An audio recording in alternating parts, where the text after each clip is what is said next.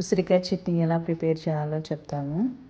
First కడిగిన ఉసిరికాయలు ఒక బౌల్లో వేసుకొని నూనె వేసుకొని ఉప్పు వేసుకొని మగ్గించుకుంటూ ఉండాలి. అంతలోపల ఫ్రెష్ అల్లం వెల్లిగడ్డ పేస్ట్ వేసుకొని పక్కకు పెట్టుకోవాలి.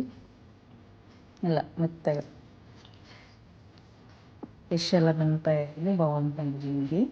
అవి మగ్గినాయా లేదా అని మధ్యలో చేసుకొని అలా మెత్తబడాలి. పట్టుకుంటే దీనికి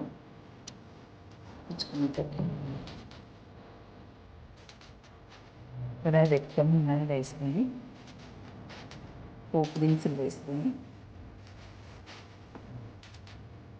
ఉప్పు ఆఫ్ చేసేసుకొని అల్లం వెల్లుల్లి వేయాలి.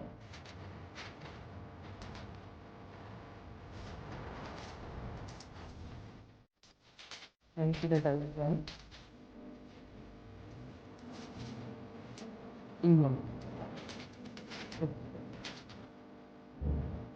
అది చల్లారిన తర్వాత గోధుమ గింజలన్నీ తీసుకుని పెట్టుకోవాలి.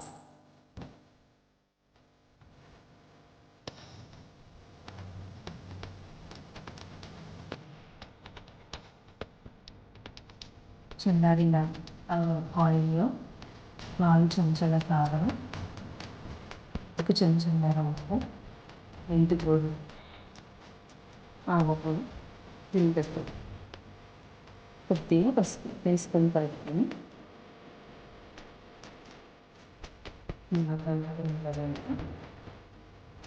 నూనె పోపు పెట్టించుకోవాలి. బాగా కలిపెట్టుకొని తెలంగాణ స్టైల్ ఉసిరికాయ పచ్చడి రెడీ.